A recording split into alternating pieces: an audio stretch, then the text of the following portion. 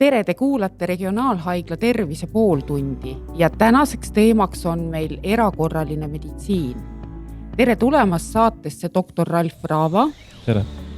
Ja õde Rutt Kastanje. Tere. Ja me räägime sellest, millal pöörduda EMO-sse ja millal leida õigeid vahendeid kodus, kuidas ennast tohterdada ja ravida. Ja alustame sellest, et küsime saate külalistelt, millised on need olukorrad, millal tingimata peaks pöörduma EMO-sse? No EMO-sse peaks pöörduma ennekõike siis, kui inimene tunneb, et tal endal või tema lähedasel on eluohus või oht saada püsivat tervisekahjustust. Et kui inimesel on selline äratundmine, siis kõhklus, et ta kindlasti pöörduda EMO-sse või kui see on raskendatud, siis kutsuda kiirabi. Millised need näited võiksid olla täpsemad? No igal juhul loomulikult, kui te leiate, et keegi lähedastest on teadvuseta olekus, et see eeldaks kindlasti kiirabi kutsumist. Samuti sellised kõrgusest kukkumised, suured haavad, deformeerunud jäse, kus on selge, et luu on katki, luuotsad nihkunud. Tegelikult jah, ju erakorraline seisund võib puudutada ükskõik mis elundsüsteemi meil, et me ei saagi anda täiesti ammendavat nimekirja sellest, aga tõepoolest jah, kui on juhtunud äkiliselt, see märksõna tihti on ka äkiline, mitte ei ole krooniline ja midagi tõsist, et kas on üks näopool, eks ole, vajunud viltu, et neuroloogiline, äkiline, siuke eluohtlik juhtum, kas rindkeres on tugev pigistav valu või on rütmihäirega tegemist, mis puudutab, eks ole, südant, kas on tugev kõhuvalu, eks ole, mis ei möödu valuvaigistit võttes, puudutab, eks ole, seedekulgat, kas on suur verejooks, eks ole, luumurd, mis puudutab, eks ole, jäsemeid. Et igast elundsüsteemist võime me saada mingi erakorralise seisundi, millega peaks pöörduma. Kui ikka hingata ei saa ja inimene läheb näost siniseks, et siis seda ilmselt kodus ära ei lahenda, et sellega tuleks võimalikult kiiresti pöörduda. Aga siiski pereliikmed saavad päris palju ka ära teha, et kui nad näevad, et lähedasel on silm nähtavalt halb, näiteks tal on ebakorrapärane hingamine või ta ei hinga üldse, et siis ikkagi alustada kiiresti elustamisega. Et täna on meil siin plaanis ka demonstreerida, et milline ikkagi on see õige elustamisvõte. Et meil on siin kaasas nukk, tal oli nimi ka. Ja tavaliselt me kutsume neid Anned, eks. Et Anne on meil siin ootel ja lähme vaatame, kuidas siis oleks õige elustada. Millal on siis õige hetk alustada südamemassaažiga? Siis, kui me näeme, et patsient on teadvuseta, ta ei reageeri, me kõnetame teda, Anne, kas sa kuuled mind? Ja kui ta ei reageeri järgmisena, me kohe vaatame, kas ta üldse hingab enam. Avame hingamisteed, kallutame pea taha, tõstame lõuga ülesse ja põsega saame tunnetada, kas õhk liigub suust sisse välja, kas rindkere tõuseb. Kui nüüd patsient ei hinga enam või hingab ebanormaalselt, häälekalt, siis alustame elustamisvõtetega. Avame siis. Eemaldame tõesti nii palju riidekihte kui võimalik käte ja rindkere vahel. Ja asetame käed rinnaku keskele, siia rinnanibude kõrgusele. Ja nii, et need peopesa päkad jääksid siia rinnaku keskele, et siit tuleb see põhijõud. Käed on teineteise peal ja küünarliigesest on käed sirged. Et jõud liigub mööda sirgeid käsi. Ja hakkame pumpama sagedusega 100–120 korda minutis. Väga hästi. Ja küünarliigesed püsivad, eks ole, sirged ja sellise sagedusega. Ja elustamine käib siis sagedusega 30 rindkere massaaži 2 hingamisele. Nii. Kas sellest nüüd piisab? Ja ütleme, et nüüd on 30 täis ja nüüd, kui tulla siia, avada hingamisteed, suruda nina kinni, tõsta lõug ülesse, saab teha suu hingamist ka. Aga siin ma rõhutan seda, et seda teha ainult siis, kui sa oled seda eelnevalt harjutanud, sa tunned, et sa oskad seda ja lisaks, et sa ei tunne, et sul on oht sinu enda elule, et ta ei ole võõras inimene, et pigem lähedasele me teeme seda suu hingamist. Ja mitu korda siis suust suhu peab hingama? 2 sisse hingamist, hingad sisse, vaatad, et rindkere tõuseb, lased õhul väljuda, uuesti sisse ja kohe alustad siis uuesti rindkere masseerimisega.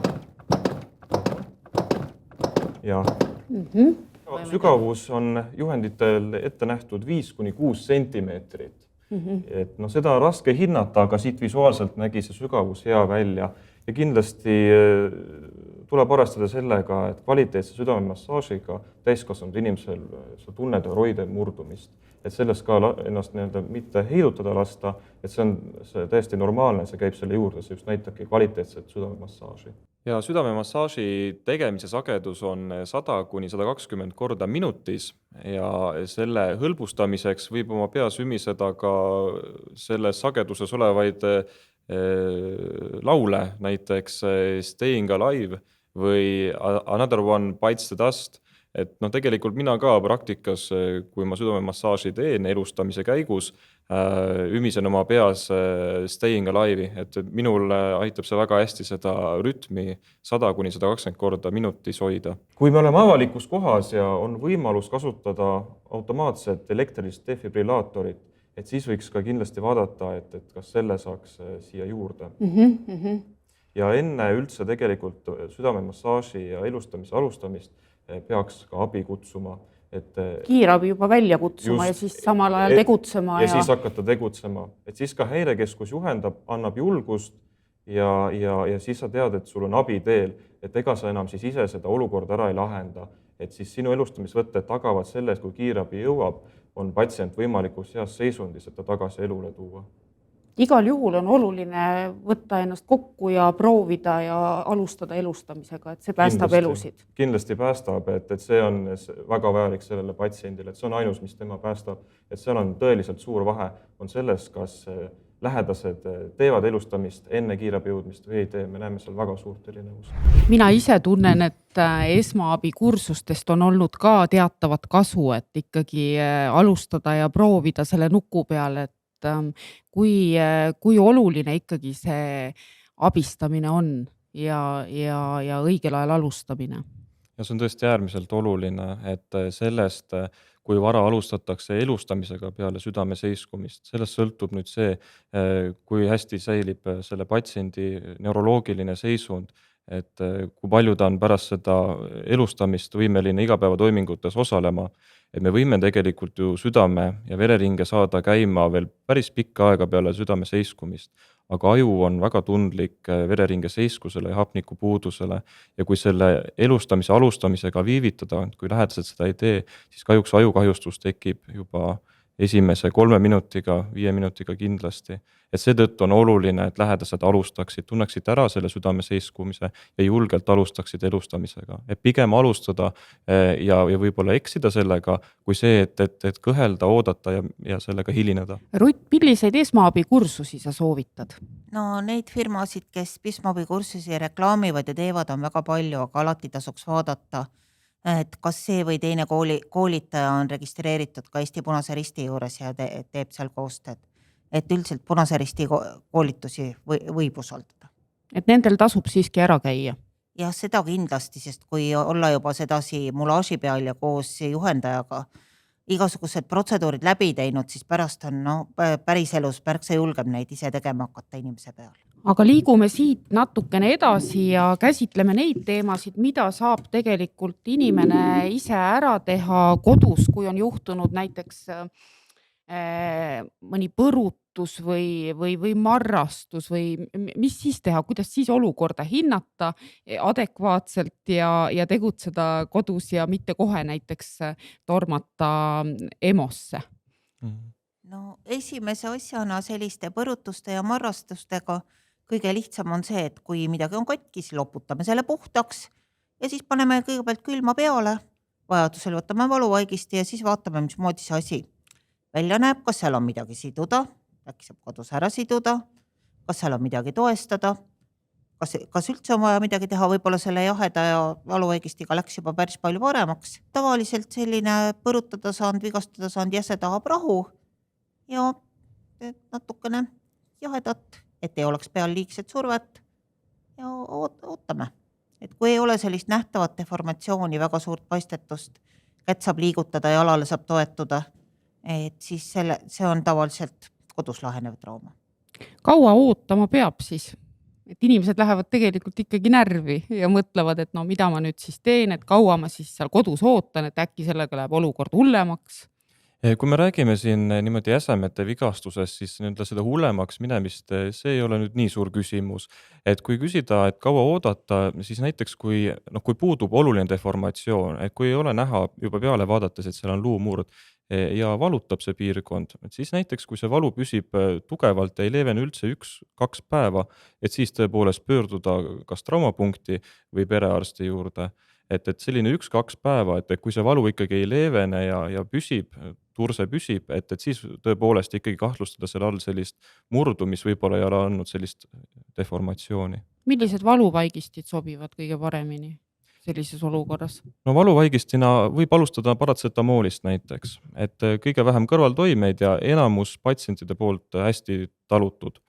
Et täiskasvanu annus on tavaliselt 1000 milligrammi, kui ei ole tegemist väga kerge inimesega ja lapse puhul siis tasub küsida kas apteekrilt või perearstilt seda sobivat annust.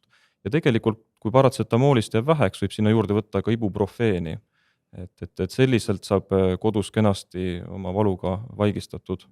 Valuvaigistitega muidugi tasub alati vaadata sealt infolehelt, et kui mitme tunni tagant võib võtta järgmise ja kui tarvitada mitmeid erinevaid vaheldumisi, et siis tasuks ka karbi pealt lugeda, mis on toimeaine, et ei juhtuks niimoodi, et nendel erineva nimega valuvaigistitel on tegelikult kõigil üks toimeaine ja tegelikult me võtame ühte seda sama ainet sedasi päris tihti iga tunni tagant. Just, et head infot selle kohta annab sinu kodukoha apteeker, annab pereõde ja annab infoliin 1220 perearsti infoliin, et sellistes kohtades saab üle küsida ja muidugi ka infoleht, mis on ravimiga kaasas. Olen ise ka kasutanud perearsti nõuande telefoni ja võin öelda, et alati olen väga meeldivat nõu saanud sealt ja on maha rahustatud ja on tegutsemisjuhised antud. Aga mis siis kodus peaks olema? Siin on meil laua peal erinevad haavarullid ja et kas me saame neid vaadata ja natuke lahti selgitada? Jah, kodus võiks olla sellised elementaarsed sidumisvahendid, et vähemalt mingisugused näpuplaastrid ja mõned sidemerullid ja ka mõned sellised puhtad tampoonid, mida saab haavale peale panna. Et apteegist saab alati küsida, seal on väga mitmesuguseid variante, isegi märksa rohkem, kui näiteks haiglaski pakkuda on, sellepärast, et apteegidel on erinevate tootjate omi erinevaks otstarbeks. Et kindlasti apteekri käest küsida mingit sellist koduse esmaabi vahendeid, et selliste tampoonidega saabki alati esmaselt väga kenasti ära katta mõne haava või ka seal marrastuse ja samuti nad sobivad sellises olukorras, kus meil tõesti on tegemist mingit sügavama, suurema haavaga, et tõesti verd kõvasti jookseb, siis esimene tegevus ei pea olema mitte sellele haavale hakata õrnalt mingisuguste lindikest ümber mässima ega kuskile skutti panema, aga kõige esimene elementaarne tegevus on see, et paneme siia otse haava peale mingisugused tampoonid ja surume käega kinni. Aga kaua me hoiame seda niimoodi? Tasakesi võime natukese pärast alla piiluda, mis juhtunud on. Kas veritsus jäi seisma? Kui veritsus jääb sellega seisma, siis ei hakka seda ära tõmbame siia sideme peale. Kui veritsus kuidagi ei jää seisma, surume kõvemini, üsna julgesti. Julgesti võib suruda. Nii kaua, kuni veri jääb pidama.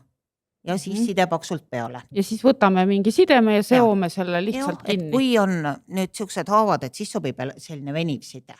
Et haavade sidumiseks see on hea, ta tõmbab sedasi kõvasti peale ja jääb hästi püsima. Tampoon all ja seome selle kõvasti kinni.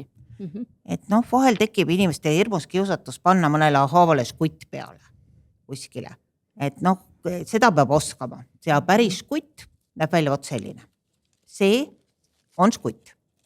Sellega saab panna kinni arteriaalse verejooksu. Kitlivööst ei saa skutti. Mahlauruti voolikust ka ei saa skutti. Et mitte, et neid ei oleks võimalik kõvasti peale terida. On küll võimalik. Aga nad on kitsad, nad on anatoomiliselt ebasobivad ja nendega võib tekitada vigastuse. Et skutt on ikkagi skutt, et see on see, mida tuleb olema standardne vahend just, et tast oleks ka kasu. Ta peab olema lai, ta peab olema päris, ta peab fikseerima kõvasti. Et selliste kodustest vahenditest skuttidega juhtub sageli see, et nad tekitavad vastupidi hoopis selle, et nad sulgevad veeni, aga nad ei tõmba kinni arterit ja tulemuseks on verepais selles haavaga jäsemis ja sealt jookseb seda rohkem. Tegelikult igapäevaelus enamus haavasid ei vaja žgutti, et need on ikkagi väga suured verejooksud, mis seda žgutti vajavad, et lõviosa haavadest ikkagi kindlasti ei vaja žgutti, et seetõttu ka me seda nii väga ei rõhuta selle žgutti enda kasutamist. Et ka arteriaalse verejooksuga samamoodi esimene asi on seesama. Et lihtsalt surve peab olema piisavalt tugev, et me surume selle verejooksu kinni ja siis ei ole sinna muid asju senikaua vaja, kuni kiirabi appi jõuab. Ja tegelikult ju Eestis meil kiirabi jõuab väga kiiresti kohale tsiviilolukorras, et see ei ole küsimust, et kiirabi saab selle üle hinnata ja see nii kaua katsuda ja tõesti avaldada survet ja sellega seda verejooksu peatada. Aga kuidas ma hindan seda, et kas kutsuda üldse kiirabi või mitte, mismoodi verejooksu tugevuse või mille järgi? Esimene moment on alati ise teha, nagu Rutt ütles väga kenasti, surve peale, et see on mõlemal juhul, kas on vaja kiirabi ja EMO või ei ole vaja. Ja siis nüüd anda natuke aega, hoia survet peale ja vaata, kas see verejooks peatub ja kui suur see haav on. Kui haavaservad on ikkagi laiali, nad ei puutu kokku, see tähendab seda, et haav ei parane ära, ja näiteks ta ei ole väga suur, ülajäsemetel patsient saab ise pöörduda traumapunkti. Et kui see haav on nüüd väga suur, et põhjustab juba niisugust teadvushäiret patsiendil või ta on jala peal, et segab liikumist, et siis kutsuda kiirabi. Aga alguses ikkagi ise peatada see verejooks ja siis juba natukese aja pärast hinnata, et kas siin on vaja veel lisaabi. Kui me nüüd räägime põletustest, et ka need võivad tekkida siin näiteks suvisel ajal grillides või mingites muudes olukordades, kuidas siis põletushaava puhul käituda, et kas siin on ka mingid suhtumised muutunud näiteks, kas on mingid valearvamused inimestel, mis on sisse juurdunud? No põletushaavaga kõigepealt esmane on see jahutamine ja puhtaks pesemine, aga mitte külma veega, nagu vanasti soovitati, et kohe kraanist hästi külma vett. See on aga küll see teadmine, jah. Pigem sellise toasooja leige veega, sellepärast, et põletushaав see on tegelikult ilma nahata pind, kui ta on haav. Ja sealt kaudu jahtub inimene väga kiiresti maha. Ta kaotab sealt kaudu vedelikku ja ta kaotab sealt kaudu sooja. Et sellepärast tuleks ta kõigepealt toputada jaheda, aga mitte külma veega ja seejärel katta puhtalt kinni. Et selliste väiksemate põletushaavade jaoks saab apteegist mitmesuguseid neid põletuskeele, et esmaabiks need sobivad igasugusele põletushaavale. Et selline asi võiks siis tegelikult olla kodus ka selline põletuskeel, eks ole? Jah, et apteegist küsida, neid on erinevate tootjate omi erinevas suuruses, palju siis keegi hindab, et tõenäosust on, et tal kodus midagi juhtub. Et sobib kõigele alates päikesepõletusest kuni seal leegipõletuseni, kus on tõesti suured põletushaavad. Et ta on universaalne, ka päikesepõletuse puhul ta leevendab, et ka päikesepõletuse puhul aitab see, et natukene seda leiget vett peale panna või? Päikesepõletus põhimõtteliselt on esimese astme põletus, et seal on nahk turses, ärritunud, punane, et samamoodi need vedelikupõhised keelid aitavad hästi. Kui juba palavik lisandub? Päikesepõletusega ikkagi piisavalt vedelikku tarvitada, nagu ikka palaviku haigel ja võib võtta samamoodi palaviku alandajat valuvaigistit. Need samad ibuprofeen, paratsetamool tulevad siin ka mängu. Et kui palavikust rääkida, eks ole, et kas küsimus on see, et on kuuma ilmaga tekkinud kuuma kurnatus või lausa päikesepiste, et siis eks ole olla jahedas ruumis, juua jahedamat vett ja taastuda, aga kui me räägime palavikust nüüd põletusvigastuse järgselt, et siis on küsimus see, et kui see tekib nüüd mõni päev peale seda põletust, et kas see põletuspiirkond on läinud, on tekkinud seal endal põletik, eks ole, infektsioon, haavapõletik.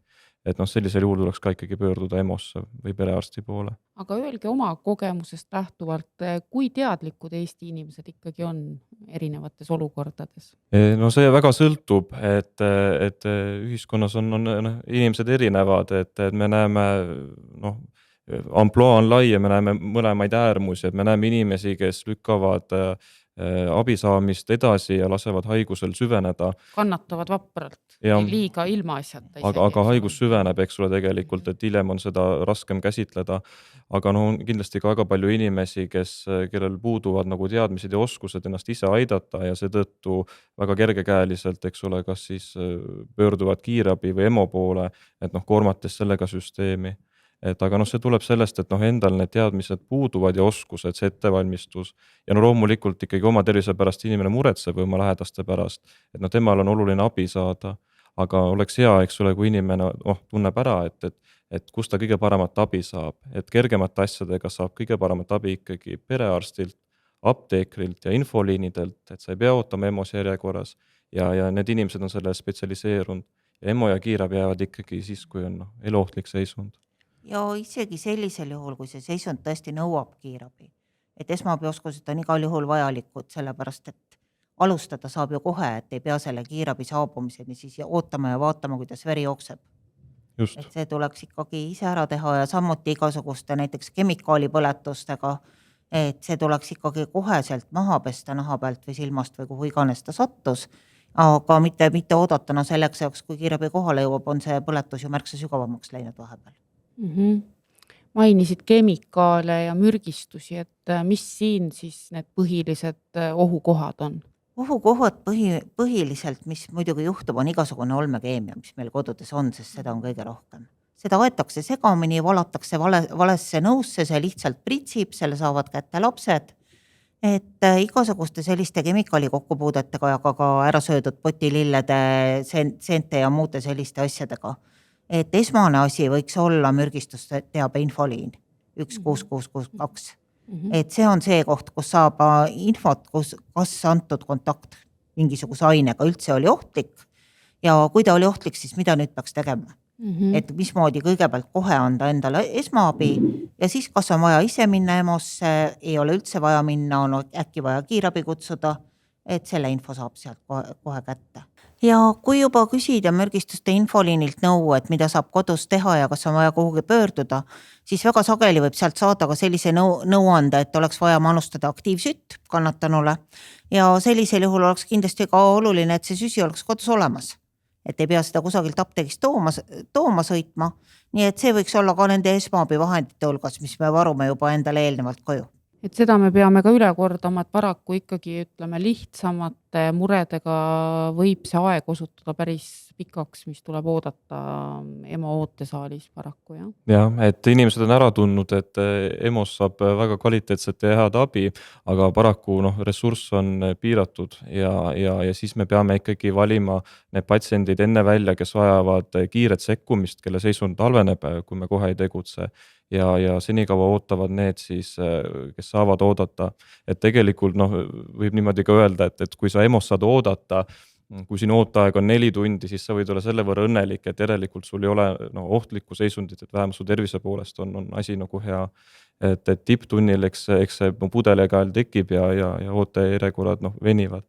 Et ega me ju meelega või pahatahtlikult ei kedagi ootamas, et meie huvi on ju ka alati töö võimalikult kiiresti ära teha ja näha, et meie uksetagune, eks ole, on puhas, et seal keegi ei pea ootama. Aga jah, paraku lihtsamate, kergemate seisunditega inimesed jäävad ootele. Sest ega patsiendid sageli ei kujutagi ette, et kui ühel pool ootesaali lihtsalt istutakse, siis teisel pool käib võitlus elu eest ja kus on kiirabid rivis võib-olla tipptunnil ja tulevad inimesed infarktide ja insultidega. Just nii, seda nad ei näe ja jälle siin rõhutada seda perearsti kasulikkust, et perearstiga saad sa ühendust telefoni kaudu, sa saad võib-olla lahenduse telefoni kaudu või vastuvõtu aja sa saad, eks ole, ette broneerida õigel kellaajal, et ei ole sellist ootamise momenti. Jah, me saame sageli küll aru nendest inimestest, kes tunnevad ennast seal koridori peal väga halvasti. Võib-olla tegemist on vana inimesega, kes üldse ei jaksa nii kaua seal tunde istuda. Et temal oleks kindlasti mugavam, kui ta saaks selle arstiaja endale broneerida ette, mitte tulla siis sinna EMO-sse ja jääda ootama, kuni teised kiiremad haiged saavad eest ära ja siis jõuab tema kunagi, kui jõuab. Aga selle ootaja juures seda ei tasu karta, et nüüd kellegi seisund võib halveneda selle tõttu, et selle jaoks see triaaž meil ongi ja sellepärast mõned ootavadki ja need, kes ikkagi vajavad kohest sekkumist, need saavad selle kohese sekkumise, et sellist momenti me ka ei lase, et nüüd keegi ootab nii kaua, et tema seisund halveneks. Räägime korraks selle triaaži ka läbi, et kõik ei pruugi teada, mida tähendab üldse triaaž. No triaaž saavad kõik patsiendid, kes EMO-sse pöörduvad ja seal siis triaaži õde, kes on väga kogenud õde, hindab patsiendi seisundit. Ta vaatab üle kõik patsiendi elulised näitajad, et teeb kindlaks, et ta ei ole nüüd parasjagu eluohtlikus seisundis ja võtab tema põhilised kaebused. Ja nende kombinatsioonis ta siis määrab triaaži kategooria. Sinine kategooria tähendab seda, et patsient tegelikult ei vaja erakorralist abi. Roheline tähendab seda, et ta seda vajab, aga tema seisund on nii kerge, et ta saab oodata kuni 6 tundi. Kollane tähendab seda, et ta vajab abi juba kiiremini, et seal tihti on see valukomponent juures ja oranž ja punane, oranž juba 15 minuti jooksul vajab arstiabi, et ta on potentsiaalselt eluohtlikus seisundis ja punane patsient on siis nüüd käesolevalt juba momendil eluohtlikus seisundis ja tema näeb arsti kohe EMO-sse saabudes. Ja siin ei ole vahet, kas ta tuleb kiirabiga või ise. See triaaž on üks-ühele nii kiirabi patsiendile kui ise pöördujale, et kiirabi tegelikult ei anna siin seda vahet, kui kiiresti patsient saab käsitlust EMO-s. Ja öelge oma praktikale tuginedes, kui millises kategoorias need patsiendid seal tavaliselt seal ootesaalis on? No ootesaali satuvad ikkagi need inimesed, kes on rohelise triaaži kategooriaga. Et tõesti väga harva, kui seal ülejäänud tsoonide ülekoormuse tõttu pannakse ka mõni kollane kategooria. Aga tema ei pea ka kartma seda, et äkki me nüüd ei tea, et ta seal on. Et ta on kabinetis nähtav selles ootenimekirjas juba teise värviga. Et ta on teisiti tähistatud ja ta torkab kohe silma, et oota, seal on keegi, kellega on kiire. Nii et need rohelised kategooria patsiendid ikkagi saaksid nende vahenditega päris palju kodus ka ära teha, et teada neid põhitõdesid ja juba kas või seda, et neil endal oleks kergem. Tal on kergem see periood, kui ta EMO-sse tuleb ja tal on kergem seal istuda, sest ta on pannud endale juba külmakotti sinna põrutada saanud koha peale. Ta on pannud sinna mingisuguse toetava sideme ümber, võib-olla võtnud kodus oma valuvaigistit ka sisse. Ta saab neid muidugi ka triaaži õe käest, aga sellisel juhul läheb see toimimine natuke võtab aega jälle, et ükski ravim ei hakka ju kohe toimima. See külmakott nüüd, see peaks olema siis külmkapis inimesel või? Ei, see on ise külmenev. Et siin sees on selline külmakeelipadi ja kui see sellise järsu löögiga katki lüüa, siis hakkab ta reageerima selle pulbriga, mis seal sees on ja kogu see asi läheb külmaks. Et seda saab siis võtta kaasa väljasõidule, matkale, et seda ei pea hoidma külmkapis, et see on selles suhtes hea kaasaskantav vahend. Eks see on nagu kõige moodsam selline variant, et minul on endal midagi, mis mul on külmkapis. Ja seda võib hoida ükskõik kus kohas. Et kodus muidugi sobibki see, mis on külmkapis, aga kui kuhugi välja minna, kus võib juhtuda õnnetusi. Et kindlasti suveperioodil, mis sagedasemad on spordivõistlused, kus esineb vigastusi, et siis ka tegelikult spordivõistlusele minnes võtta kaasa plaastreid, külmakotti, sidet. No sobib ka see variant, et spreina lasta seda külma peale. Aga vahe on see, et spreid saab uuendada iga natukese aja tagant. Külmakott, kui ta lõpuks üles sooeneb, siis ta ongi soe ja kui me tahame teda uuesti külmaks saada, siis ei ole temaga enam muud teha, kui külmkappi pista. Et mõlemad variandid toimivad sellisele põrutusele väga hästi.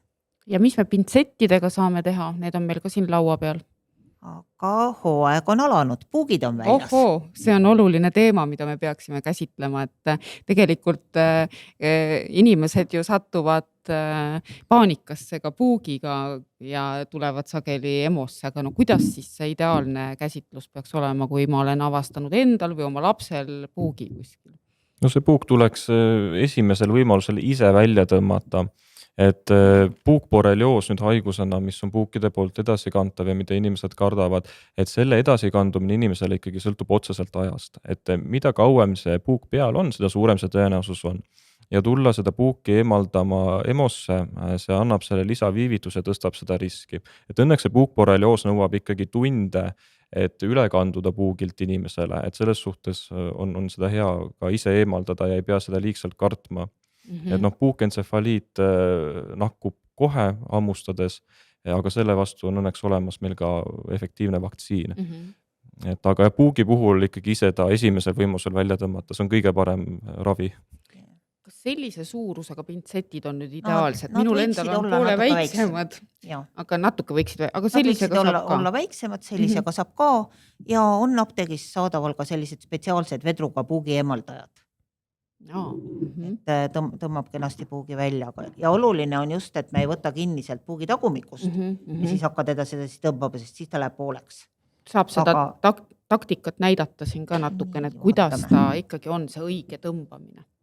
Et kui me võtame selle koti nurgasid näiteks selline Jaa. väga suur puuk Ja ja et pea oleks siis siin selle kohal, et võtame siit võimalikult naha lähedalt, võimalikult pea lähedalt kinni. Siis natukene keerame, et ta kruviks ennast lahti ja siis taks järsu liigutusega puuk välja. ja kui nüüd juhtub, et ikkagi jääb see osa sinna sisse, mis siis saab? See tuleb sealt mõne päeva jooksul ise välja.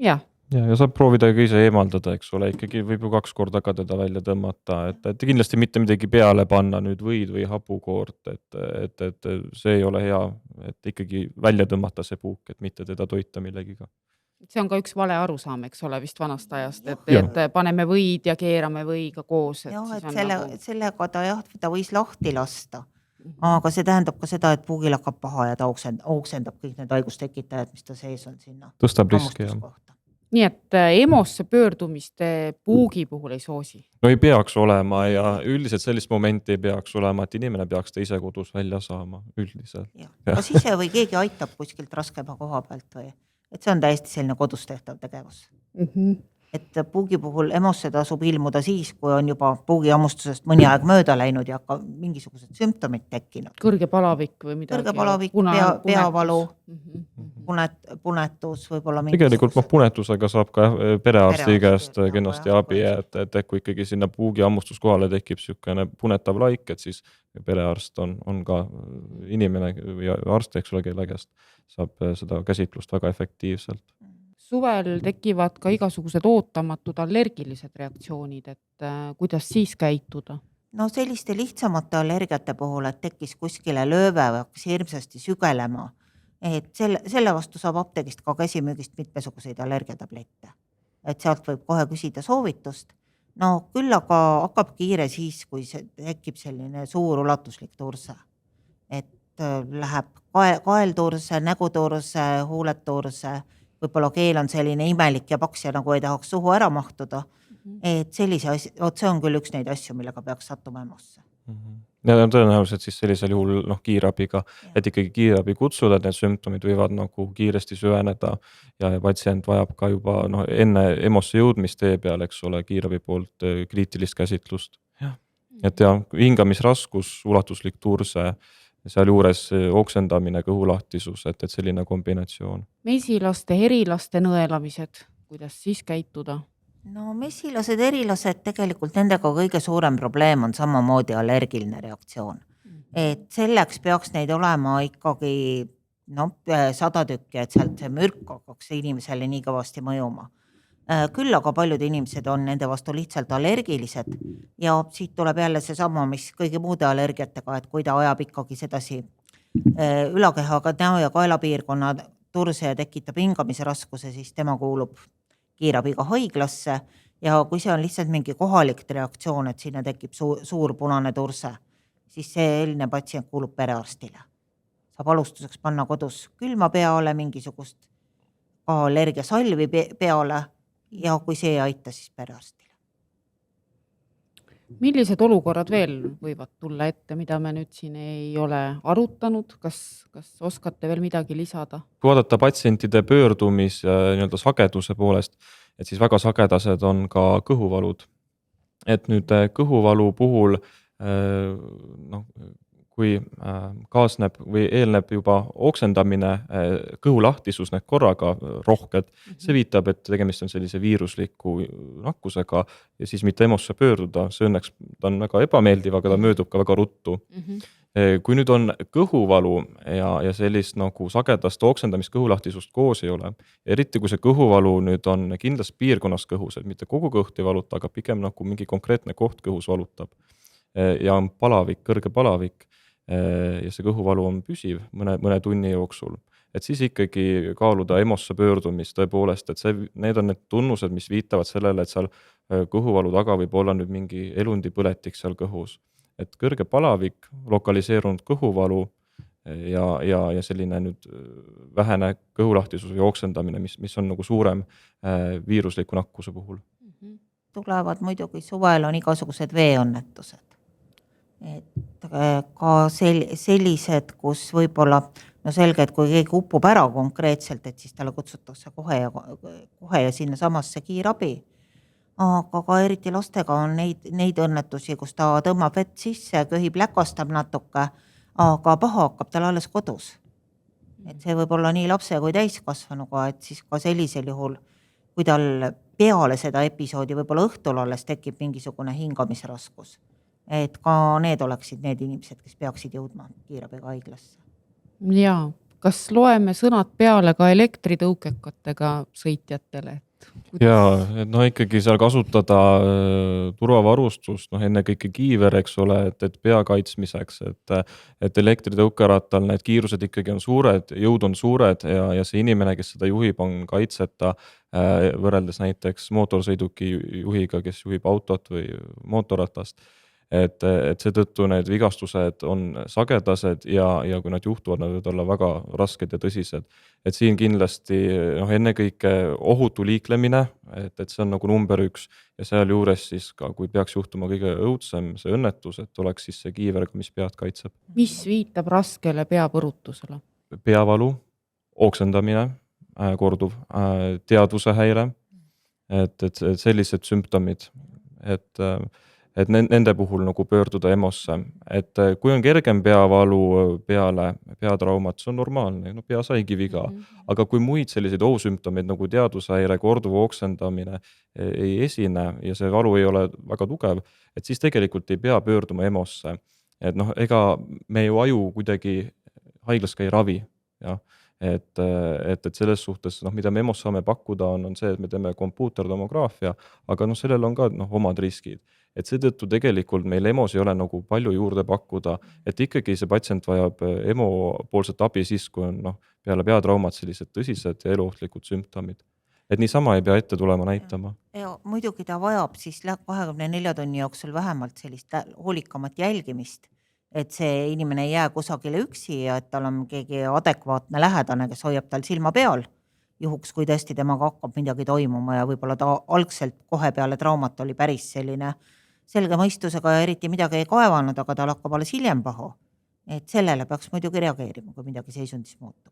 Just, esimesed 1-2 päeva rahulikum režiim ja selline, et sa oled jälgitud, et see on see kõige parem abi peale peatraumat. Küsin veel varvaste kohta, et see on paljudel murekohaks, et lüüakse varbaid ära ja tuntakse, et võib-olla nüüd on varbaluu murd, et kuidas siis käituda? Jälle taaskord see sama armas hea külmakott. Külmakott, mis lahendab olukorra alustuseks. Ja. Aga mida siis teha või jälgida või kas üldse varbatraumaga tasub pöörduda EMO-sse? Kui seal on ulatuslik haav, kus servad on laiali, vajab õmblemist siis või suure varba ikkagi selline kas deformatsioon või tugev turse ja valu, et sellistel puhkudel me siis sekkume ja asetame kipslahase, aga ülejäänud varbad peale suure varba, isegi kui seal murd on, siis me kipsi sinna ei aseta, et lihtsalt see kipslahase need ebamugavused ei kaalu üle seda kasu, et isegi kui varbaluu on murdunud, siis selle raviks on kõvatallaga jalad, koormus maha, seda umbes niimoodi kuu-paari jooksul, et tegelikult EMO-s selle röntgeni tegemine selle varbaluu murdu, selle käsitlust ei muuda. Valuravi, külm ja kõvatallaga jalad on see lahendus. Ja võib-olla, kui me oleme tõesti siin väga põhjalikult kõiki teemasid katnud, siis veel, kui vaadata sagedasemaid kaebusi, millega inimesed pöörduvad, rindkerevalu, seal niimoodi kõhuvalu ja traumade kõrval, et siis rindkerevalu on ka võib-olla tihti see, kus pöörduda meditsiinispetsialisti poole, et on see siis töö ajal perearst, kelle käest nõu küsida, eriti kui see on pikemalt kestnud, või kui ta on ikkagi tugevalt tekkinud, ägedalt tekkinud, siis kiirabi või EMO, et kus ikkagi üle vaadata, et mis selle rindkerevalu taga on, et rindkerevalu taga võivad olla tegelikult ohtlikud põhjused, et eriti kui ta on selline suruv, pigistav, ängistav, või on ta oma loomult nagu väga tugev, et siis tõepoolest EMO ja kiirabi on need, kes selgitavad heal juhul välja, et seal taga ei ole midagi ohtlikku, või siis, kui on tõesti mingisugune ohtlik haigestumine seal taga, saame pakkuda kiiret efektiivset abi. Ja sellise tugeva rindkerevaluga, mis eriti veel kiirgab kuskile kas õlga või kaela või annab mujal ka tunda, et sellega ei maksa istuda ise rooli ja hakata ema poole sõitma, et see on tõesti need haiged, kes vajavad kiirabi. Aitäh teile tulemast Regionaalhaigla tervise pooltundi ja püsime terved. Loodetavasti nendest nõuannetest on kasu, soetage endale erinevaid esmaabivahendeid koju ja kuulake taaskord järgmist tervise pooltundi.